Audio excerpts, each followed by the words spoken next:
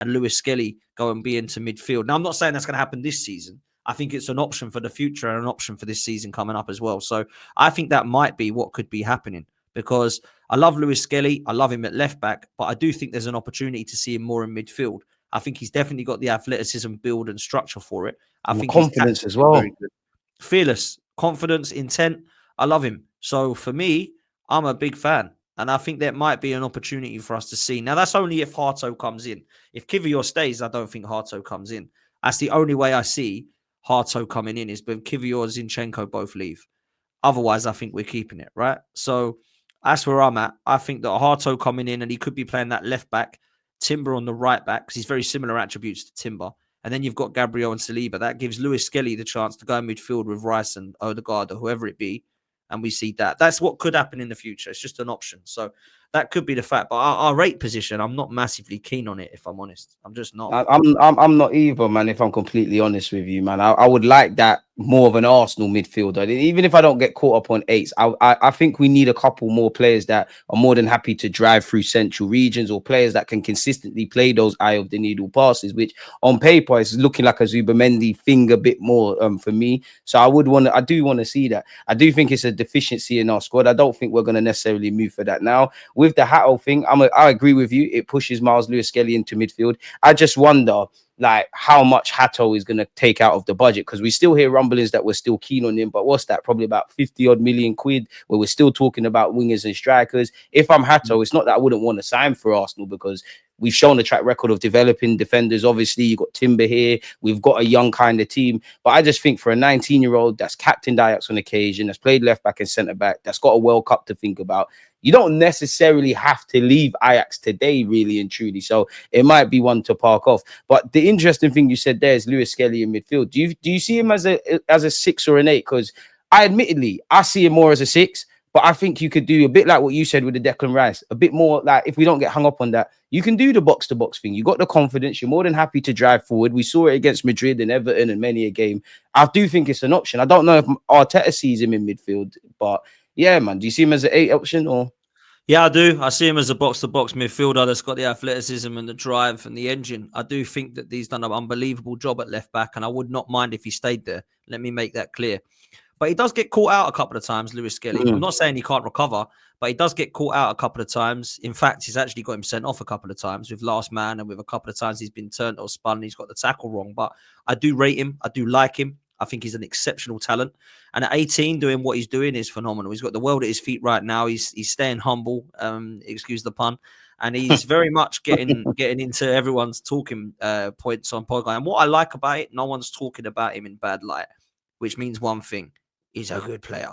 Like Saka. Yeah. People respect Saka. They don't ever slag him off. Some of the Chelsea fans do. Oh, he's limping again. Or, oh my God, he's not as good as man. But they know in their heart he's quality, man. And when England play, you're hoping he does his stuff. Well, listen, he's played for England already and he scored on his debut. Thomas Tuchel likes him at left back. I think he'll remain left back ahead of Lewis Hall, if I'm honest. And I feel like there's a real opportunity for Lewis-Skelly to have a very good season. Look, everything's happened so quickly for him in 6 months. He basically got into the Arsenal team, got an England call-up, scored in his debut, started playing against Real Madrid and PSG. I don't think he expected any of that this season. I think he expected a few Carabao Cup games. So to get all of that is incredible. And look, people are saying, what does that mean for Ethan? Why is he not? Look, Ethan's not had the opportunities that Myles Lewis-Skelly has had. Lewis-Skelly found himself in a left-back role that he was covering for and ended up being brilliant there. And ran with it and doing well. Yeah. Ethan could have had that experience of when Odegaard got injured, but he picked Trossard instead. For whatever reason, Ethan's not had the opportunity yet. He has at right wing, and I hope that he gets more opportunities this season. I think him and Dauman will definitely play more than people expect in terms of cup games and a few minutes here and there. But I do believe that they'll get the chance. And these three that are coming through, I think all three of them are going to make it. I really think all three of them are going to make it. I have so much confidence in that. Something's wrong if they haven't. Well, I mean, Lewis-Skelly pretty much has already. Ethan's going to make it. He's top level quality. He was flirting with an England call-up, Ethan, at one point in the season. Yeah, because of how the consistency he was delivering at. And I know he got a knock, and it hasn't quite been the same since. And then you've got Max Dauman, who we're hearing unbelievable things about. You know, at 15, I ain't seen many kids as good as him at 15. It's hard not to get excited about a 15, 16-year-old. And I urge people to keep their feet on the ground, but he's one. I share what Dan said. Like, we got 3 GMs and hopefully a bit more. I agree. And I think Max Dalman will actually play a lot more than you think. And whether that's a few minutes more than you're expecting, or you're expecting, you know, say 15 games and he plays near to that, or if you're expecting 7 games and he plays 9, whatever that means, I think we will see him, because I'm hearing from people who work around kind of the youth side of the game that he's got a lot of offers from other clubs and he wants Arsenal, but he only wants Arsenal if Arsenal want him. And the way to show that we want him is to integrate him into this first team. And he'll be off in pre-season with us. Exactly. I'm really, he's actually, this is a weird thing to say. I'm actually looking forward to seeing him play preseason as much as I am some of the others. Because I hear such good things about him. I want to know what he can do at the men's game, because it's fine doing it at under 18s and under 17s and what this. He needs to be outside his comfort zone. When you look at him play, I'm thinking, why are you so much better than everyone else? What's he going to look like with the men? Is he going to look like that? Because like I'm seeing people in the youth system say that he's as good as Martin Odegaard is now at 15. Now that is Lamine Yamal status, Lionel Messi status. That is what we're looking at here. So I don't think he's going to get anywhere near that level. However, it's a big ask. And if you get close but nowhere near it, you've done all right. Well, do you know what? If he's half as good as them, I'll take it. He's still going to make it in the game, right? So let's see how good he is, man. We'll find out.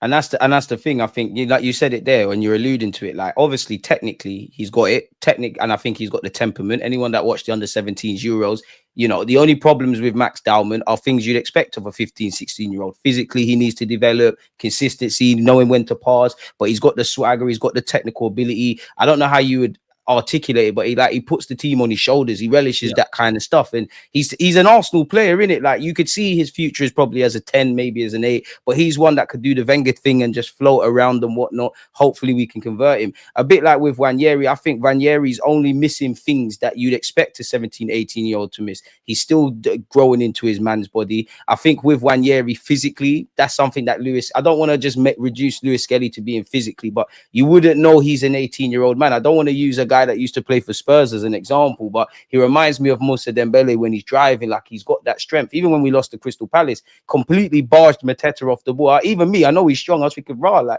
that guy's like 7 foot. So I think Nwaneri's struggling in that regard. To go back briefly to this question, and that's why I don't think we're getting an 8, because I think Marino and Kai Havertz, where I like it or not, those kind of man are options. And I do somewhat think Arsenal are keeping the pathway clear to a Nwaneri, to a Dalman, who can play all about the place, but as they assert themselves in the game, they might rock up centrally. What do you make of the future for Nwaneri? Because as you said there, you know, he didn't really get much game time ahead of Odegaard, and he's kind of, pardon my language, Dan, like fucked in the sense that we need you for the squad, but you're probably seen as a deputy for Saka. You're not going to get too much minutes there. Odegaard's another one that's going to play. The 8 role, there's probably some other things Arteta will do before that. I think you could have got game time off the left last season. That probably looks a bit more difficult this year if we bring in a left winger. So what do you make of Nwaneri? Because some people are even saying, you know what, he might as well go out on loan. I'm not at that stage yet. Confused is the word. Fair. He was showing glimpses season before last where I thought he was going to be on the brink of getting game time, and then when Odegaard got injured, I thought, brilliant, we're going to see him. When we didn't see him, when we see Trossard, who was actually stinking out the gaff in that position, I was really surprised that he didn't put him in. Then he started the Carabao Cup games, and against Bolton and Preston, and people might go, "What? That's terrible competition." He absolutely smashed it against both of those clubs. Now, people will say, "Well, that's easy to do it against them." Well, why does no one else do it against them then? Because he was the only one who was turning up and absolutely shining light compared to Saka's and Rice's and all these guys that were on the pitch at the same time, Sterling's, Jesus's, etc. So then I thought, yeah, he's made a mistake. And I think Arteta even come out in the actual press conference and said, yeah, I made a mistake there. I should have actually looked at him and believed that he was ready more. And then we started to see him, and he lifted the game against Leicester. I remember Southampton. He came on and scored goals against Manchester City. Brighton, he started. I know he got injured in that the Brighton game. That's when he was coming into his own, man. Yeah, and I thought, this is ready. He's done. He's all good. He's going to be a special talent. I'm a big fan of Ethan. I absolutely love him. He's one of my favourite players, believe it or not, already. 100. Yeah. And it was exciting. And then the back end of the season, I didn't really see him used as much. And I thought maybe because Saka's come back into the mix now. There's rumours he had an injury, but I don't know how far that is. Yeah, maybe he's carrying a knock. He's still on the bench. I didn't see as much as him as I'd liked. And I don't know if a lot of people are saying he's got a knock. A lot of people are saying he was actually not that fit. Some people are saying that he needs to work harder off the ball because Arteta still isn't a fan. That's going to come because Ethan's young, right? So he's going to have some doubts and some attributes that he needs to work on. And he'll be the first to admit that, I'm sure, because he's a young kid, right? And at 17, 18, you're not going to have everything. but I do think this kid is special. And I think he's going to Special. be an unbelievable talent.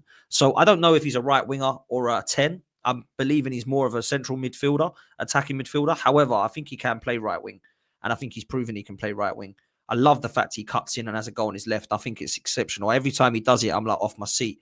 That Saka thing, innit? It just feels a bit inevitable, and he's actually on shooting. You just know, and it's predictable, but he gets away with it. They can't get it to him. So I must say, like, I'm a huge fan of him, and I think he has a future. I wouldn't put him on loan. I'd keep him in the first team squad, and because I think he's good. Like, put it this way: we've been linked with Noni Madueke. Please do not go and get Noni Madueke because for 50 million, you know. Ethan Nwaneri is better. Yeah, keep him on the right hand side. This Noni Madueke guy, I don't want him. Like, I do not want him. I'm not on it. Million. My God, no. But that's the thing, Dan. It stinks of something we do. You know, it's scary. If we do that, we haven't learned. If we do that, we have not learned at all. Because if we're spending 50 million to back up Saka and he can only play right wing and he can't even do that very well, I'm worried. Yeah, Ethan Nwaneri, I think, scored as many goals as Madueke this season. So let's bring in Ethan, man. I don't want Noni Madueke. Big up to Troops, by the way, legend. Come on, big up Troops, man. I think you know what it is with Nwaneri. I'm a bit weird in that. I just think as a young player, just get in where you can in it. Like Saka was doing up left back. Look at him now. You just want to get minutes, and I think Nwaneri's like that. I'm keen to see how his future ends up. I like the fact that he's like a cold-hearted killer in the opposition's box. Arteta said he could be a striker. I'm not quite with that. I'm with you in that. I think he's a 10 or a left-sided 8. I think he said that. I must admit, when he got his little run in the team, I thought, oh, you know what? You might be able to cut a career as a right winger. And obviously that presents an issue at some point with Bukayo Saka. You said something along the lines of, you know, off the ball. I personally think beyond the little things a young player's missing, that's what he needs to spend the summer doing. Whatever Mikel Arteta demands of Odegaard, across 90 minutes, stand here, do this, do that, lead the press. Just spend the summer learning all of that, because on the ball, you can do it. If you can get closer to that, I think it's great. I wanted to ask you as well, why do you think Arteta does the senior thing? Because if Kai Havertz was fit, for example, I genuinely think Odegaard's pulled out and he's going back in there. And then, obviously, I can't tell you if Lewis-Skelly would have got an opportunity had there have not been injuries. Why do you think he appears a bit reluctant? Yeah, that's one thing he's got to improve on, whether you're a fan of the manager or not, bruv, right? He's got to trust his 25-man squad, 20-man squad, 19-man squad, whatever the hell it's going to be. He has to trust that, man. Because I've not seen enough of it, bro. I look at the scenario over the last couple of years, right? Let's take this season just gone. Didn't trust Sterling. Well, he was your guy. Last season, didn't trust Fabio Vieira. Well, he was your guy. Didn't trust Reece Nelson, but he was your guy. Didn't really trust Smith Rowe towards the end of it. The only player he actually trusted was Eddie Nketiah. So he needs to trust the squad that he's buying. You can't bring in and play 15 guys. You can't have 15 players. And the excuse can't be, well, I didn't think they were good enough. Well, what did you buy them for then? Not trusting Zinchenko into midfield. There's a lot of stuff that I look at and I think, starting to see Zinchenko in midfield. Even Kiwior, the first year we fought for the title. Kiwior, yeah. So he was doing up Rob Holding. I've got to be honest. I felt like Ethan could have easily played a few hundred more minutes this season just gone. Because when Odegaard was out, I didn't particularly love it. But you have to look at your squad and go, right, well, I didn't think you'd get your chance this soon, Ethan, but here you go. Take it ball by the horn. Yeah. And I think he would have. I think he would have proven that he could have played. Yeah, he would have had some quieter games. I think he had some quieter games this season. But the majority of the games I saw him, he was lighting it up. And you can see light at the end of the tunnel as well, because he's just going to get better. Good and bad moments. Exactly. He's coming on against City and scoring. He's starting games and scoring. He's scoring in Premier League games against Brighton. He's scoring in cup games against Bolton and Preston. There ain't not much more he could have done this season just gone. That goal against Girona in the champs sums him up. Goal against Girona. So, and then you look at the goal against Ipswich. You know what I mean? He's had some very good moments for him, man. And then you look at the scenario of him coming off the bench from PSG, and I'm thinking, where is he? And he's not getting a game. And I'm thinking, why are you bringing on Calafiori and Ben White when we need to score goals? And you've got Ethan sitting there. It's a risk, and I'm not saying he would have put us through to the next round. We didn't have any other options. I'd like to have seen what he did, what he could have done. And I don't care if you're bringing off Odegaard or Saka. Bring him on, man. I really need to see more from Ethan this season. I want to see more minutes for him. And I know it's hard to say I want to see him and Dalman because they both play in similar positions, but I wouldn't mind lining up in a Carabao Cup game with Dalman and Ethan Nwaneri in the side. Let's see what it's about. Let's see what they can do. How much? Because we've been focused on recruit. We've touched on tactics and Arteta with the young players and whatnot, yeah. But how much signing is one thing. Like, there's no way around it. For Arsenal to get better, we need to address all areas. Obviously, we're getting some stopgap signings and looking after the depth. I think every Arsenal fan wants to see a striker, wants to see a left winger, right? So recruitment is central to us getting to the next level. But how much of it is down to Arteta and his coaching stuff and the things we don't necessarily see, like finding new tactics, evolving? Because maybe I'm naive, bro, but I genuinely feel you could get your Gyökeres, like best case scenario, you get your Gyökeres, you got Rodrigo, you got Saka. They will score goals, we'll do stuff and whatnot. But that doesn't answer how we break down low blocks. That doesn't answer, being more of a threat beyond set pieces. I think there's a lot that we need to do tactically. But people look at me like I'm crazy. I could be like, do you think there's anything he needs to change in that regard?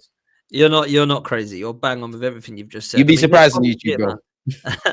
How do we turn draws into wins? Find out a way to break down low blocks, because that's why we're drawing.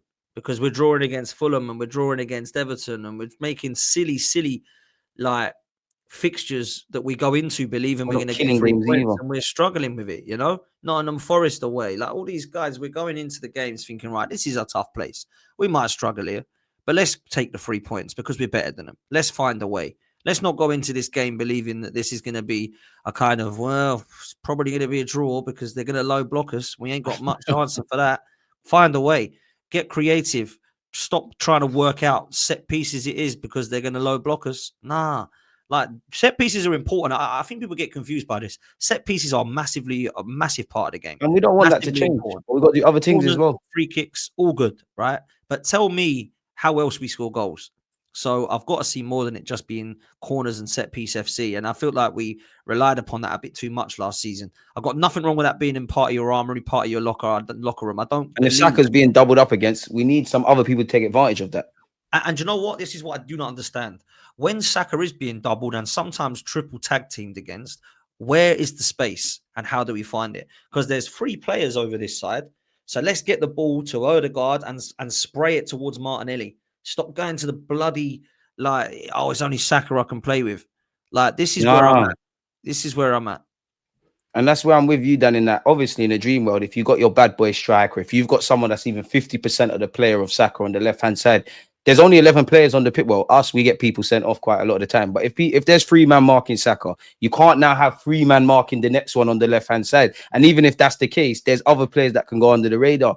Again, I ain't no coach, but tactically, I feel if there's one criticism I've got of Arteta, I feel once we approach the opposition's box or their half, better yet, I don't feel we do enough in central regions. I know you've got, Zubimendi now on part in the 6. You got Rice in the 8. We briefly touched on what Odegaard does, but I don't feel we're that much of a threat from central areas. And I think that needs to obviously improve as well, if I'm completely honest with you. And we're getting to the next level. I need Arteta. The reality is I can have my criticism about the guy. The man's not